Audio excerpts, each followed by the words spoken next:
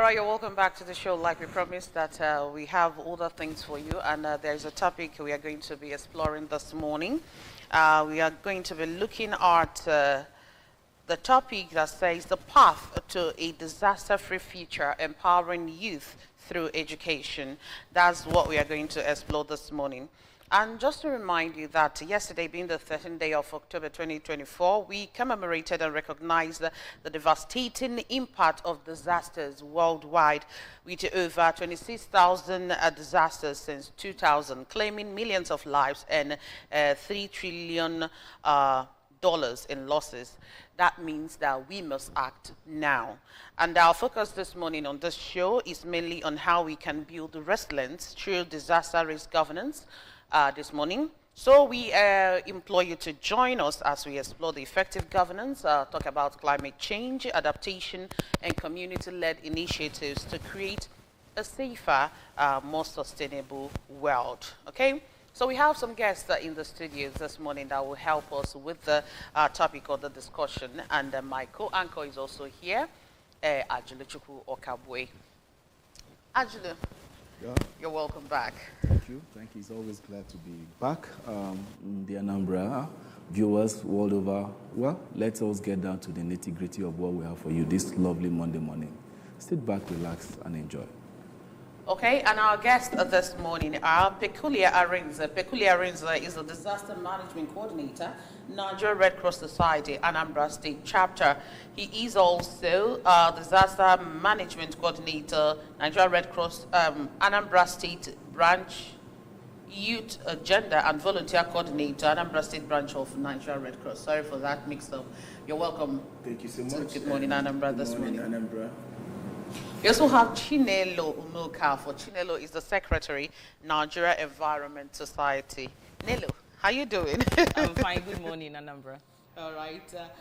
You're welcome to the show. Like we said, we are looking about disaster reduction in our country, Nigeria. And the theme of this year's commemoration, that is IDDR, is building resilience through disaster risk governance. And it emphasizes the critical role of governance in disaster risk reduction. Let's start with you, Peculiar. How can effective governance in Nigeria enhance disaster risk reduction efforts? Thank you so much.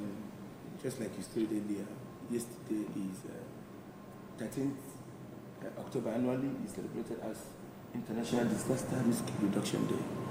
And part of the thing we do is to do more of advocacy on the area of disaster response and management. We come to realize that in the recent disasters, as the case might be, is taking over major cities, communities, towns within the states. In your analysis, since 2000 till now, more than 26,000 disasters have occurred. Now, how can we mitigate some of these things through governance? You see, some of the things that is a problem is lack of proper policies. When there are policies that guide most of the things we do, you will discover that there are certain disasters that can be avoided. Okay, for instance, in the area of mining, it's not every place that is supposed to be mined. Maybe like excavation of sand and all those things. And however, there are no certain policies to govern or guide the environment. And now people go ahead to excavate sand, continue mining. At the end of the day, from somewhere, it keeps degenerating into the roots of some houses around. And before you know it, you begin to hear landslide, earthquake, and all that. Just on the area of drilling of borehole, is still another effect. Maybe in part of, we're in Anambra State, go to part of Onitsha, you discover that you see the type of buildings or houses they erect. Here, all of them lined up. Maybe skyscrapers, 4-story building. Now, in each of those houses, each of them drill their borehole. They drill their borehole lined up. This person did his own, this one did his own. Just because there are no, maybe water board, maybe general place that everybody could be getting water. So every landlord does his own. Maybe in a street of 20 upstairs, each of them have their boreholes. You know what that thing is costing to the earth of that environment. So proper governance can help mitigate this thing and reduce the impact in the society. Thank you. Let me come to Chinelo quickly, Nigerian Environment Society Secretary. Now, talking about disaster no longer is new to Nigerians. In the past 15 years, we've had occurrence of flooding and then other disasters. But we thank God that we've not had major disasters like the earthquake, volcanic eruptions, and the rest of it all that ravage most other continents. But now, the little that we do have, because I call it little in the sense that these things can be checkmated, these things can be better managed rather than losing lives and properties. What would you say the Nigerian Environment Society are not doing in order to mitigate against the loss of lives, farm, lands, properties, and all whatnot? I won't say we are not doing anything, but the Nigerian Environment Society, we are always there to advocate and also create this awareness of things that are happening. We can only majorly, let me not say only, I would say majorly educate people, sensitize people about what is happening. And it's left for the people that you are sensitizing and government's own policy to guide this disaster thing. As he stated, you can't just walk into a place and just tell the person, stop doing this. Even if the person is seeing the impact of what they are doing to the environment, you still need policies to guide you what you are saying.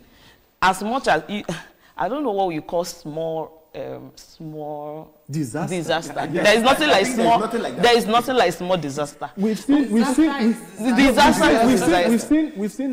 earthquakes ravage a country. That is why I said we've seen flood. But I said ours is avoidable because before time, at the beginning of this year, before the rains came, NEMA Meteorological Center warned Nigeria that there's going to be flooding this year. So there was warning. That's why I said little, because these things are preventable.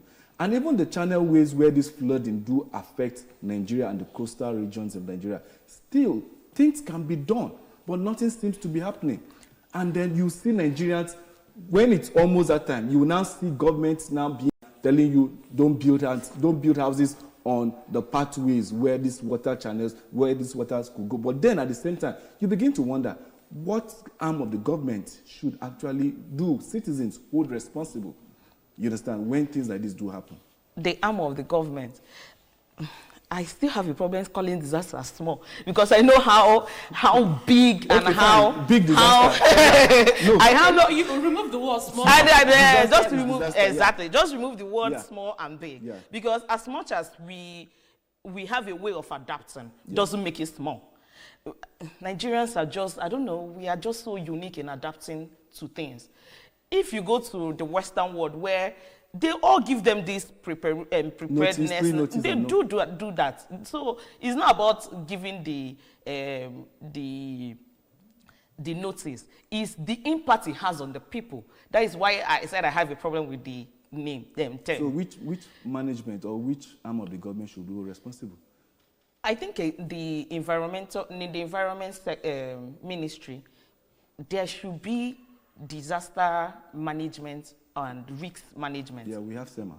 Yes, I think they should. And that is the part of the government that we should hold responsible. But as I said, we still need to do our own part because we have our own part to play.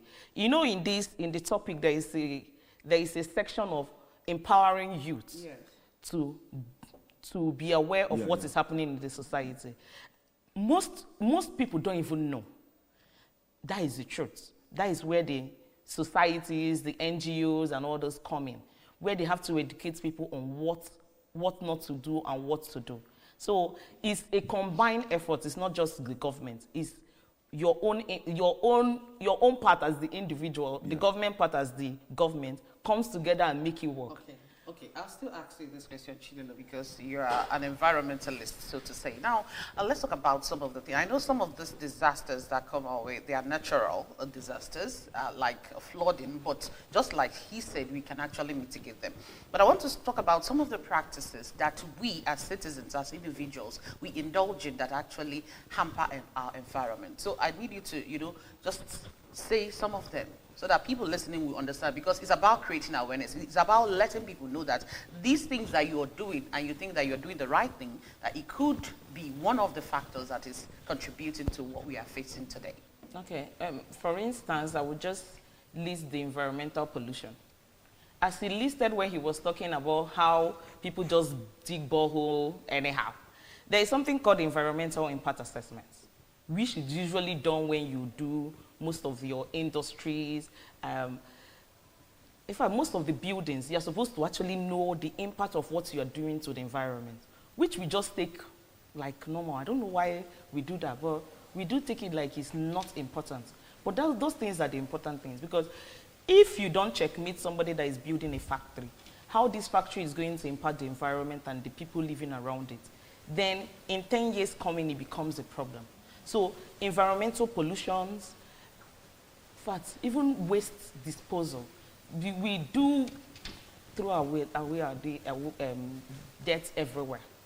All those things are part of the things that block the drainage. Just like what we are seeing. Yes, they are some of the things that block the drainage, where this water, especially in our system, that we have flood issues.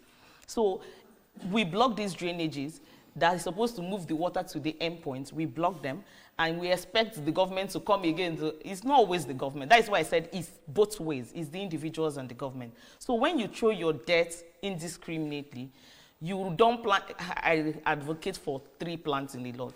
You cut down trees and you don't plant it back. You are doing more harm to the environment than even anything you are thinking of. So it's the little things we do. We call it little, but it's not, because it has the broader environmental problems that it causes for us in Nigeria and the world in general. Yeah, Peculiar, let me come to this. I still maintain the fact that we are blessed in this part of the world.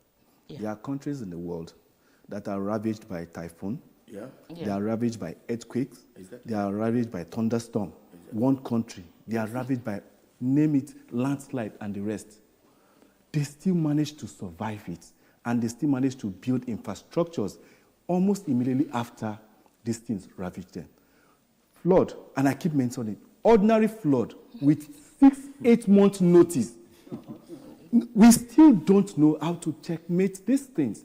To me, it seems as if we have a government that is just sitting down, waiting for these disasters to happen before they happen. Just imagine the issue of the dam collapse in Maiduguri. Can you envisage the damage that did to that community? And we will sit down here and we see government rallying around, throwing piecemeal to stranded citizens. When government feel at their responsibility, the masses suffer. Now we're talking about being proactive, talking about sensitizing the youth.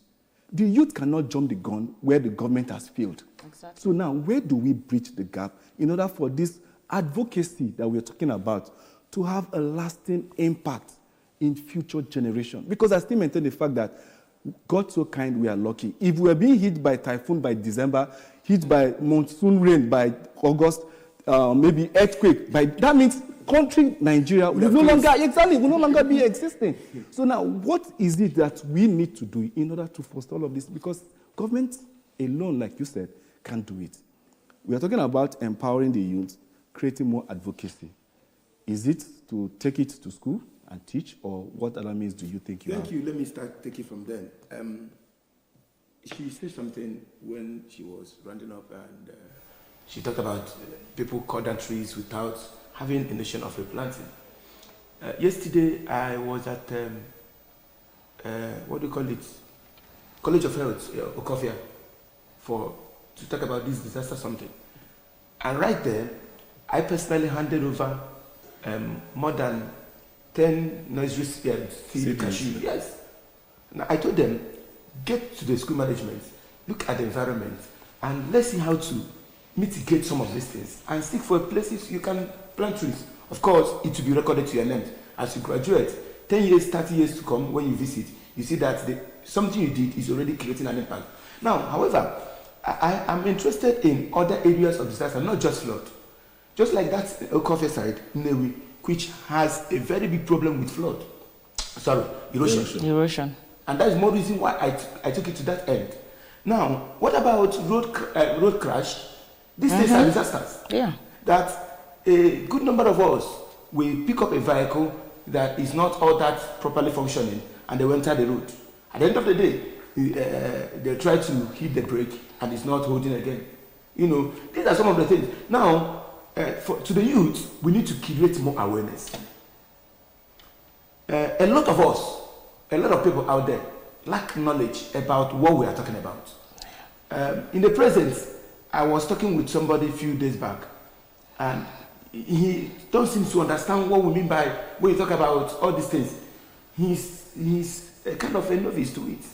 Now, I had to take time to start, not lecturing and talking to him.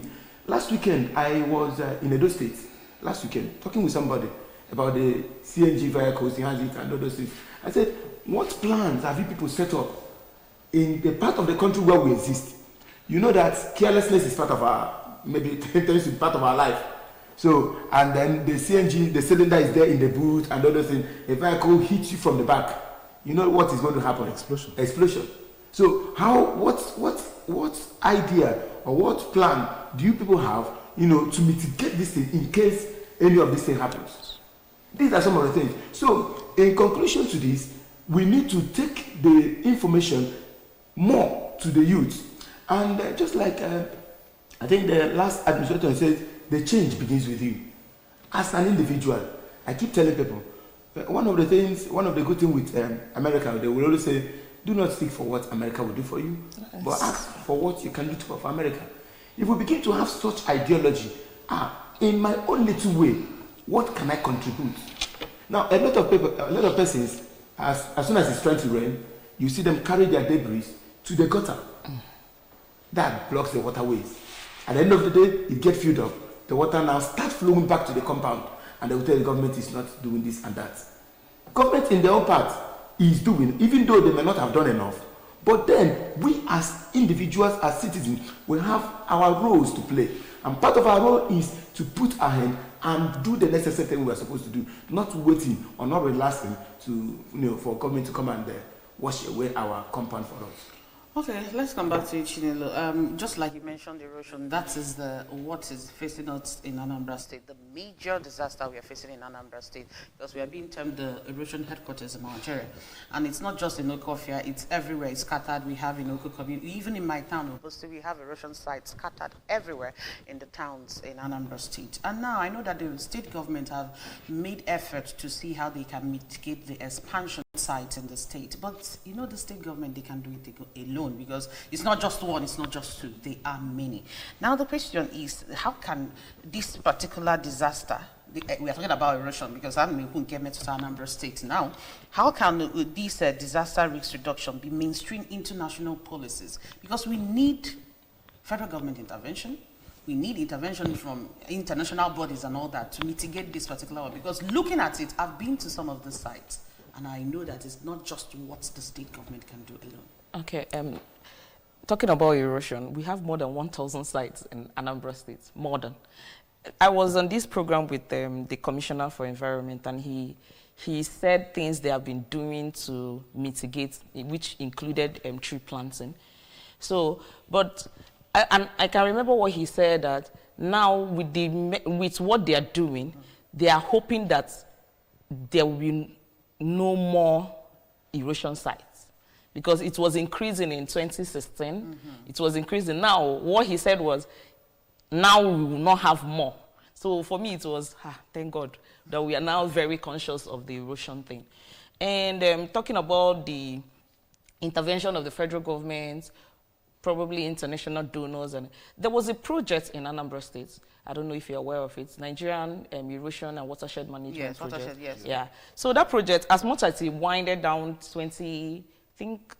last 2 years or so. 2022 or thereabouts. I think last 2 years.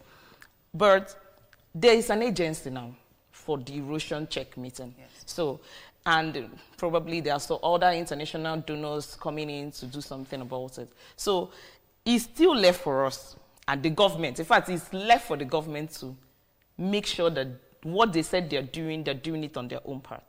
and for us to help the government, because we can only help. We can't just do much. We can help the government by doing the right things, following the right policies. Dump your refuse at where you're supposed to. Plant trees, because the solution agenda was to plant, I think, 2 trees per house. So all those things are initiatives that is there to make sure that the erosion thing is reduced. So I think the government is already doing their own part by advocating and also doing the little they can do. Not the little, sorry. They can do so much. So I think the government is doing their own part. It's also left for us to do our own part too. Oh, all right, you want to add something? Okay. That which she said. You see, I like saying it's a collective effort. Yeah, it is. In this business. Okay, now first, before we can say the impact or the management, what could have caused those erosion? That is another big problem. If you've been, I keep saying this, in some part of this state where you go, she was talking about the tree planting program. Do you know there are some part of this state where you go, you cannot see a space to plant a tree because of the way they constructed the houses. There's no spaces. Now, what it means is that I don't know the agency that in charge, the environmental, whatever, they need to be more proactive. That, see, before you can start building, they need to impute it in the plan. You don't just, you have a plot of land, now you cover it up with a skyscraper because you just want to generate your money and all those things. Now, most times, there are other things that could cause it. Because I'm trying to build my house, I didn't take time to, channel the gutter, the water system very well. The person constructing road, when he now channel a particular water to an end, now the road is fine. What happens towards the end of that place he channeled it? Was it properly channeled to get to the canal or to the Niger that will now absorb those water? These are the things that need to be put in place. At the end of the day, when the water keeps flowing and flowing over time, you now discover it's continue causing problem in that environment. Well, thank you so much, Peculiar, on that. We'll still come back and continue from where we are pausing for now, and let us get to see from what our street parliamentarians are saying concerning the topic we are discussing. We'll be right back. Let's go for street walk. Don't go anywhere.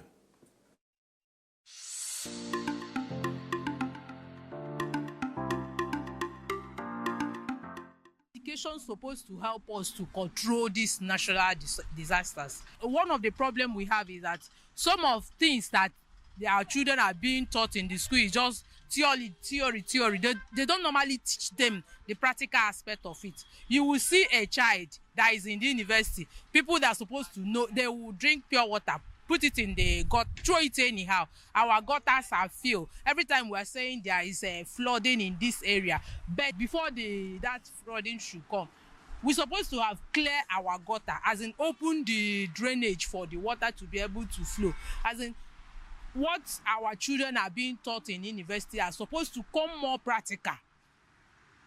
Anything these children are being taught, take them to where that thing is happening so that they can see it and be able to put in practice what they are being taught, not only speaking English. They will be speaking English, and those things that they are learning in the school, you won't see it around them. So Nigeria need to make their education more practical.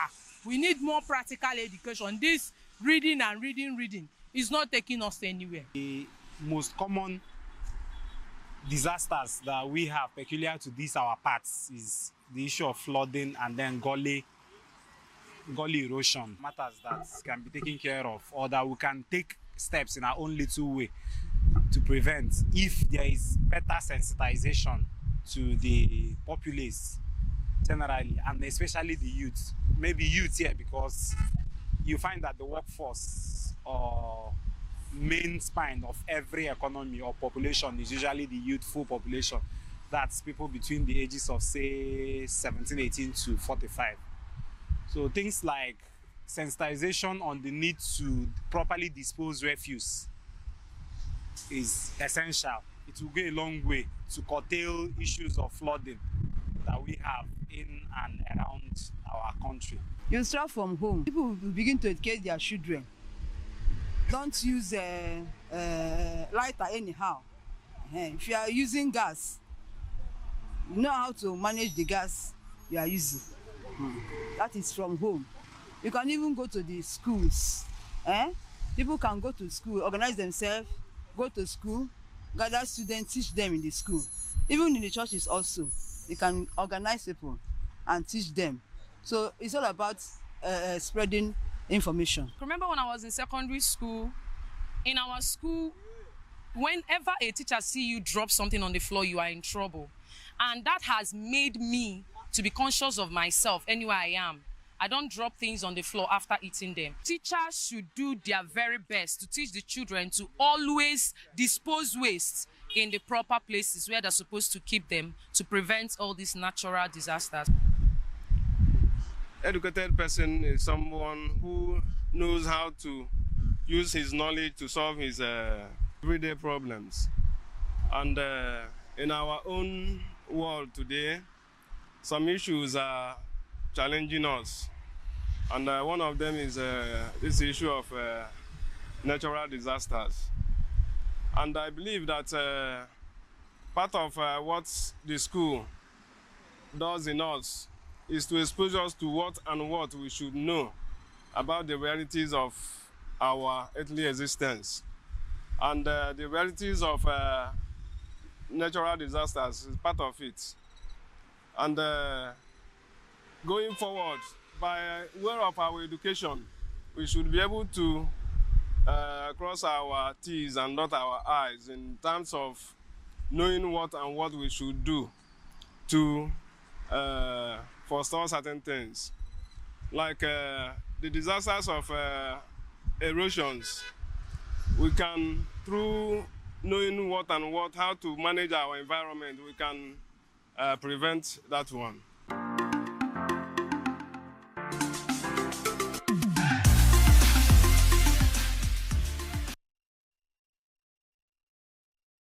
Just do the right things. Well, thank you so much. Do the right thing, Chinelo is saying. And what about you, Peculiar Arinze? Yesterday, I made a statement. I want to repeat it. Reducing disaster risk saves life. And I want to say together, when we put our heads together, both government, individual community, we can build a resilient community. I end it there. Thank you so much. And that's how we'll wrap it up today on the path to a disaster-free future, empowering youth through education. Well, in the guests this morning, we've had Peculiar Arinze, Disaster Management Coordinator, Nigeria Red Cross Society. Anambra State Chapter is also the Disaster Management Coordinator, Nigeria Red Cross Society. Anambra State Branch Youth, Gender and Volunteer Coordinator, Anambra State Branch of Nigeria Red Cross. Wow, that's a lot you have on your shoulders there. And also Chinelo Umewakafo, Secretary, Nigeria Environment Society, and that's the much you can do. I still remain Ajuluchuku Okabwe, and with me is... My name is Chidima Oramwa. All I can say is let's unite to protect our environment and also protect the vulnerable communities. And that's it on the show this morning. Thank you so much for joining us. Tomorrow will be another good day to stay with you. Till then, bye for now.